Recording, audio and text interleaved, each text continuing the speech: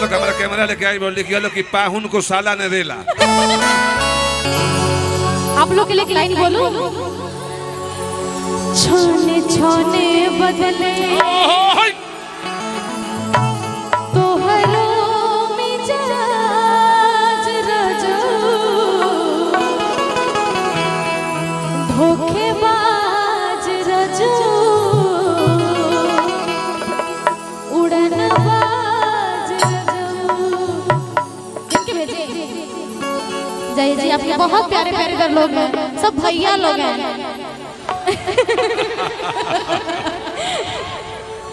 भैया ना सैया लड़का भैया सैया बलनुआ तोहरे से प्यार हो गया। क्या बात है, ठीक लगा तनु, क्या बात है। और हमारे सब आगे बढ़ाने वाले प्रदर्शन मेरी बहुत अच्छे बहुत अच्छे। आप लोग मेरे को रिकॉर्ड कीजिए, आपके बारे में कुछ अच्छा वाला बोलते हैं, ठीक है? बोलो सॉन्ग आई उड़नबाज रजो छोने छोने बदले तोहरो मिजाज रजो। और एक बात और बता देती हूँ, ये जो गाना मैं गा रही हूँ ना, आप लोग जानते हैं किसका लिखा हुआ है? नहीं पता है? आकाश मिश्रा जी आप आइए। आकाश मिश्रा जी का लिखा हुआ ये गाना है और इन्होंने स्टूडियो में उसका कंपोजिशन किया। और मेरी बहुत ही अच्छी सिस्टर करीना पांडे जी गाई और इनका ही लिखा हुआ गीत है। ये पगला मेरा 13 साल पहले का मेरा छोटा भाई आकाश मिश्रा। और भाई जो आप लिख रहे हो, जो कंपोज करो, जो गा रहे हो, उसका कोई जवाब नहीं। आइए स्वागत। यहीं पे रुक जाइए, हम लोग का फरमाइश है।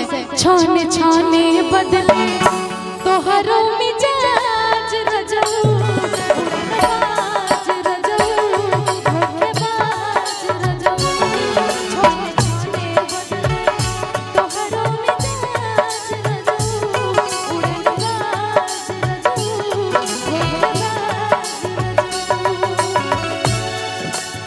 बस बस मिलन लो और गा दी। ये ना अच्छा एक वो तो सामने टीका को ले तार भैया वो खड़ा बैठा। इनके लिए लाइन बोल दो। बोल दा बात मानी ना तो हो जाए नाराज रजो। म्यूजिक मत दीजिए, बस कोड दीजिए, ठीक है? बस कोड। बात मानी ना तो हो जाए नाराज रजो। बात मानी ना तो हो जाए नाराज भैया जी।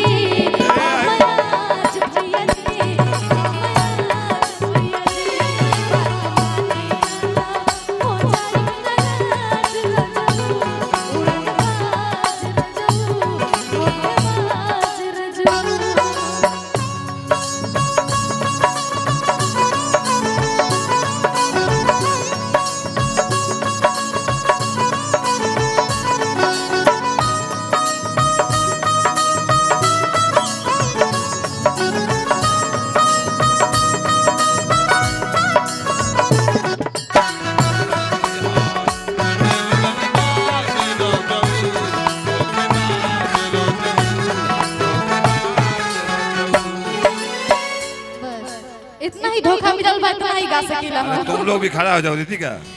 अच्छा सब लोग बोल दी, ठीक लगेला। अच्छा आपको ही मन, ओ आपकी बात ठीक है। पहले हमने के मन जीवना हो। तीन को सारे जो सामने लोग होता है हमारा कैमरा ले। अच्छा आप लोग क्या सुनना तीनों पसंद सारा करते का ना है, वो रोशन ना है, वो सीकू ना है, वो हिस ना हो। कोरवा में ले ला राजा जी। आए हाय एक मिनट, एक बात एक सेकंड। अच्छा अच्छा ठीक है। तीनों साल लोग हमारा कैमरा लेके आई बोल लिखिए कि पाहुन को साला ने देला। ये तो आपका बीच का मैटर, अब हम इसमें क्या इन्वॉल्व हो जाए। अच्छा आप क्या बोल रहे थे? जेठ के दोपहरी घामे। थोड़ा इसका और भोका बढ़ा दीजिएगा। आज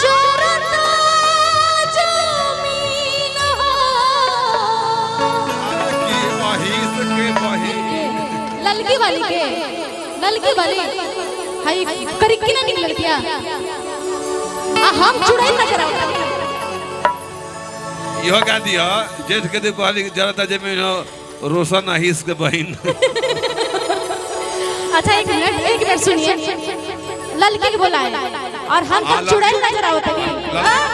लड़की ठीक लगती है, लड़की के बोला है लड़की जो। अच्छा लड़की आई हो, लड़की आई है, लड़की को बुलावत है भैया, गर्दन मत उड़ा दियो, थोड़ा सा फील दीजिए, फील वाले लोग हैं।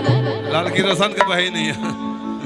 हाँ हाँ ठीक है, इधर भी तो परिवार है, आप इधर फील दीजिए, आप उधर फील दीजिए, और एक लोग यूट्यूबर वाले भैया को फील दीजिएगा। करी की चीकू के बहन है, पिंक वाली है ना, पिंकी बहुत सुंदर लग रही है। ये बहुत सुंदर है अच्छा जी। मोहिनी तो पिंकी खराब हो गया। मोहिनी पिंकी मतलब एक भाई। आपको अपने नाम से प्यार है तो हमने के दुश्मनी कहिया से हमने अपने नाम से। अच्छा ठीक है, इनका नाम मोहिनी है ना, मोहिनी है, इसीलिए सबको मोह रही है। मोहिनी उड़ानी उड़ के। अरे बाप रे, बाघ को चले बका है, सब पूरा चोट लगा। ये सब सियार खोखोर दे लेते। चलिए ठीक है, आपके गाने के माहौल में आप लोग ए लड़की नाम का पता नहीं क्या ये लड़की रितिका जी, उधर ही रितिका आई है, थोड़ा सा अभी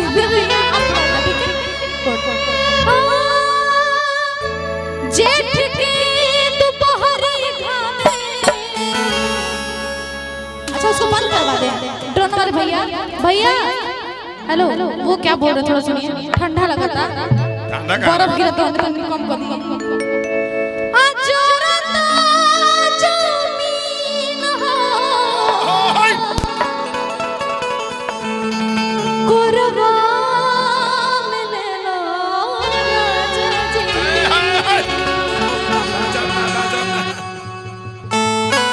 बाजब ना है बेरा हम।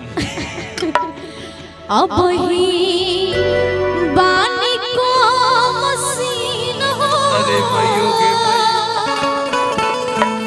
कोरवा में राजा जी।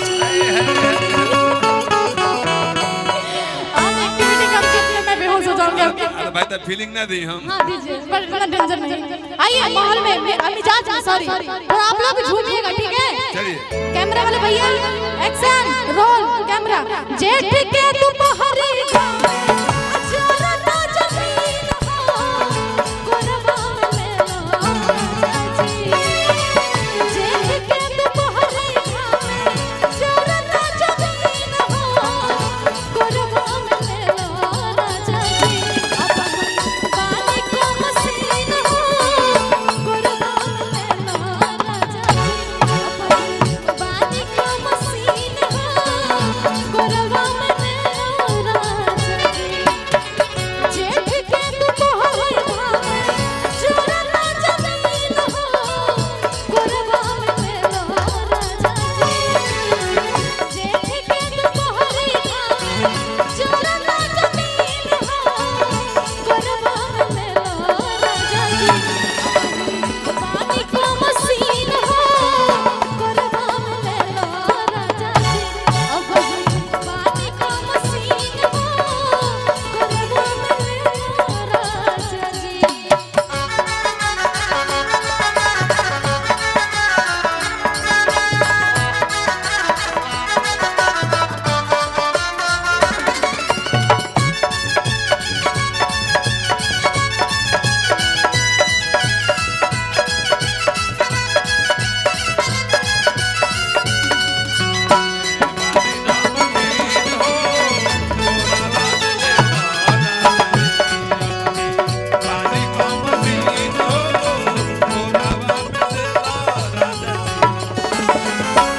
रितिका जी बहुत ही सुंदर, सब लोग बहुत ही अच्छा डांस कर रही हैं आप लोग, और बहुत ही प्यारी लग रही है। बहुत प्यारी, हम तो बहुत कुछ नहीं है, आप लोग क्या है, इतने सुंदर है आप लोग, एकदम ऐसा लग रहा है आसमान से उतर के। जहाँ तक आसमान से दिया एगो चांद आप लोग रिकॉर्ड कीजिएगा, ठीक है? तोहरा से मिलन हमार बड़े बाग से भइल बा। आसमान से उतर के एगो चांद आ गइल बा।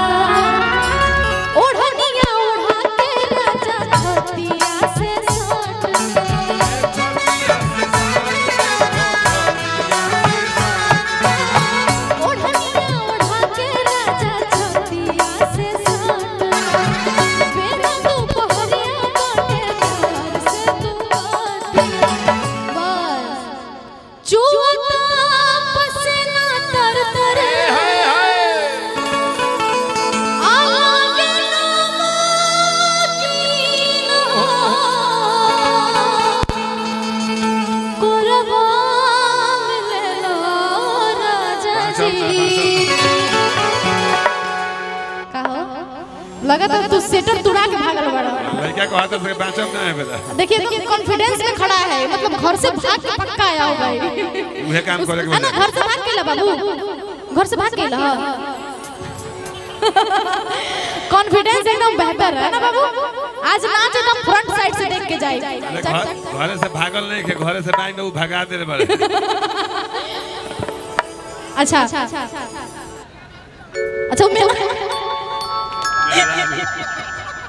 मेहरारू है, बच्चा को मेहरारू क्या बोल रहे हैं। चलिए बहुत अच्छा है, आप लोग इतना प्रेम से गाना सुन रहे हैं ना।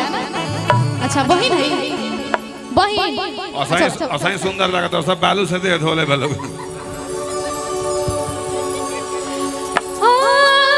का हो एक जने को और दिक्कत मैंने सुन ली क्या। अच्छा जे जब ओकर बात कर तो निक लगी नहीं।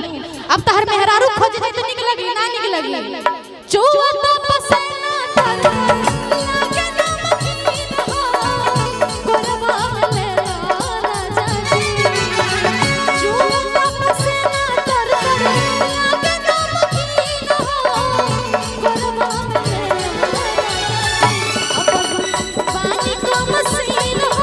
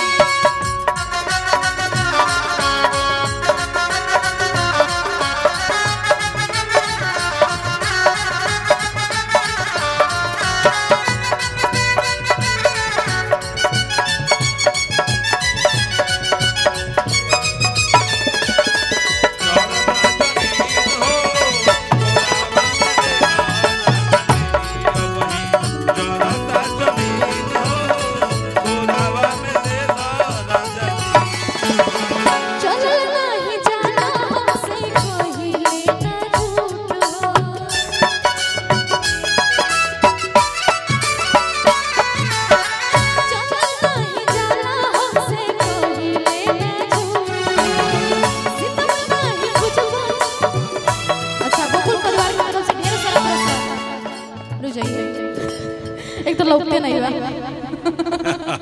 पीछे जनरेटर पता नहीं क्या चल रहा है। चल नहीं विदाउट चल चलता है, मतलब चल के ऐसा प्रॉब्लम वाला चल नहीं पा रहे वैसा वाला। उसी कैसे चले के बाद गोड़ जरूरत है चले के बाद। चलिए थोड़ा सा मस्ती भी जरूरी है ना। आप तो तीनों इधर आ जाइए ना, रजाई पर नहीं चले सब लोग। अच्छा साथ में आइएगा तीनों लोग। आप लोग को चलना ही नहीं है, मतलब लंगड़ा के चले बा। ठीक बा चलो नहीं जाना हमसे कहीं ना झूठ।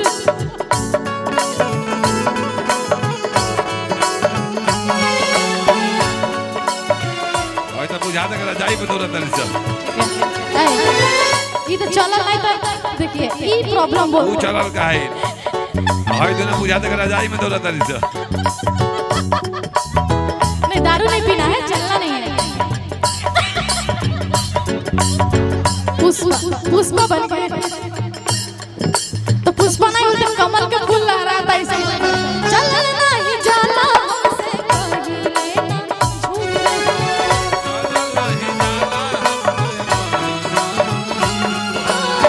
सितम नहीं कुछ पता हम जाइब तो से रूठ।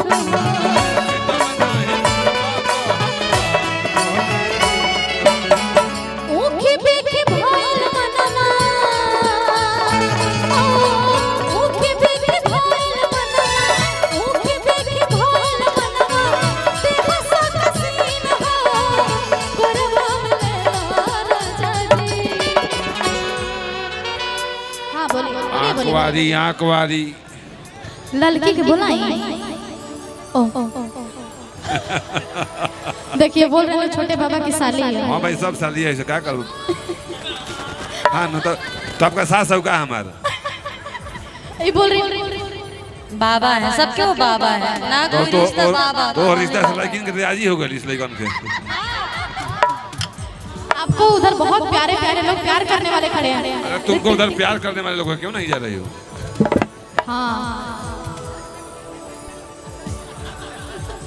छोटे बाबा के साली है वो लड़कन के मुंह ना इन लोग का मन है थोड़ा प्यार दिखा दीजिए ना जी। प्यार चाहते हैं ना आप लोग,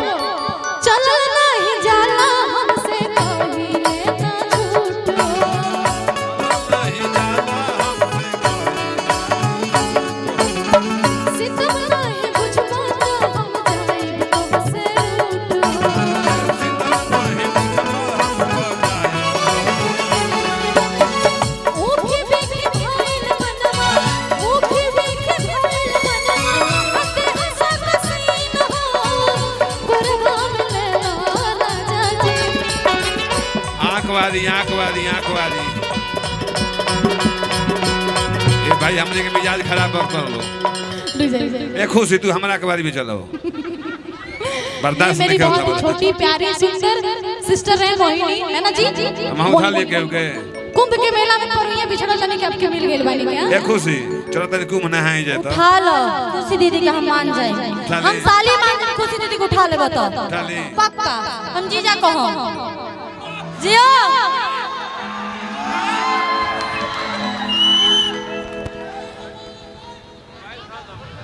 हम आज से जीजा प्रेम से बोलिए मां भवानी की क्या बात है बोलो बोलो दुर्गा मैया की